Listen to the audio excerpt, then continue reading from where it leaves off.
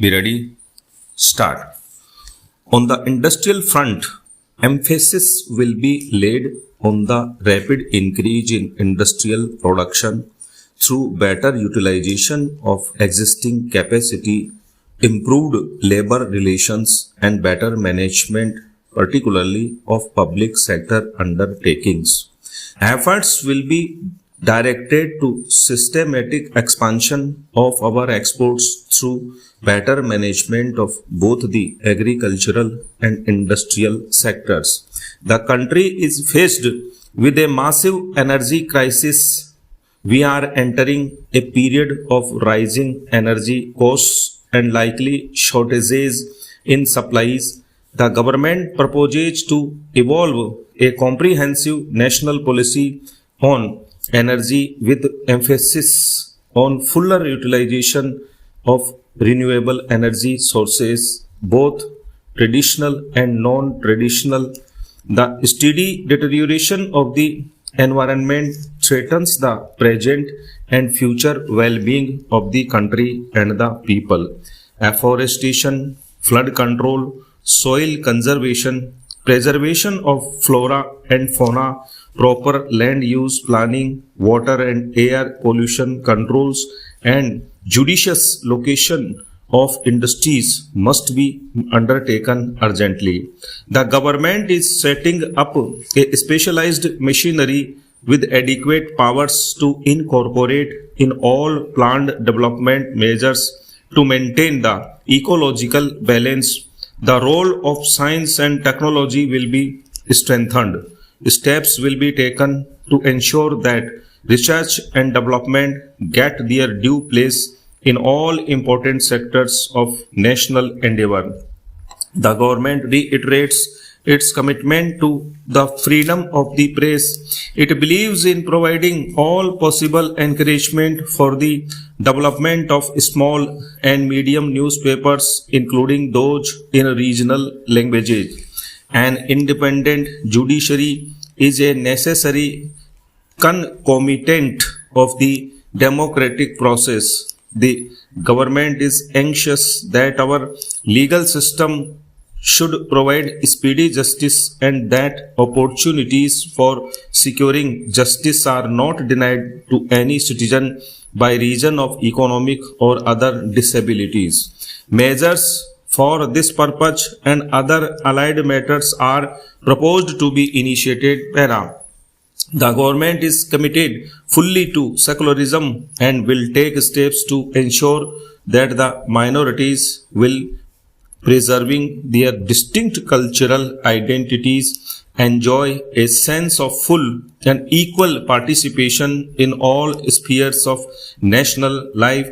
Legislation for assuring the minority character of the Aligarh Muslim University will be introduced in the next session. In a polity like ours, healthy relations between the center and the states are essential for effective functioning. It will be the endeavor of the central government to maintain and foster such relations. In international affairs, the government will follow the path of non-alignment. India has always stood steadfast in the independence of its judgment in the making of her foreign policy. The intervention of outside forces and the induction of armaments in the region as well as in our neighborhood have created a dangerous situation not only for ourselves but for the entire area. Recent developments in Afghanistan highlight the re-emergence of the Cold War. This is a matter of grave concern. The countries of the region should be allowed to devote their energies to the promotion of regional stability and cooperation with one another. The resources of the region are enormous and should be utilized for the welfare of the people there. To subject these countries to big power rivalries is totally unacceptable to us. The government intends to initiate consultations and action to foster cooperation for the well-being of the entire region. Para. With our neighbors, the government intends to follow a policy of cooperation and friendship. With Pakistan, our relations are in the process of normalization and the government proposes to continue on the course set in motion by the Shimla Agreement of 1972. We hope that the government's policy will be reciprocated in ample measure. Sino-Indian moves towards normalized relations, a potentially stabilizing factor, were inevitably affected by the Sino-Vietnam conflict. India remains willing to discuss all issues with China, including the boundary question, in search of a peaceful solution based on equality. We hope to progress also as regards bilateral exchanges. Our friendship with Vietnam remains a constant factor in our policy. We stand for a Kampuchea able to seek its own destiny free of outside pressure. We intend to continue to improve our relations with ASEAN, for whose members we have goodwill and understanding. We need in Southeast Asia is for mutual confidence and relaxation of tensions. Distance has been no bar to our foreign close and friendly relations with the countries of Latin America or the far-flung countries of the Commonwealth.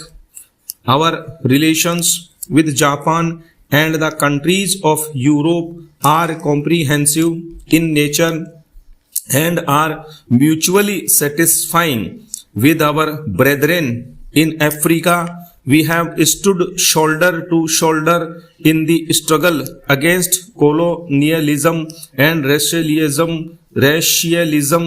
Our solidarity with the Arab cause is based on principles, and we believe that a solution to the problem of West Asia cannot be found without conceding the legitimate demands of the Palestinians for their homeland.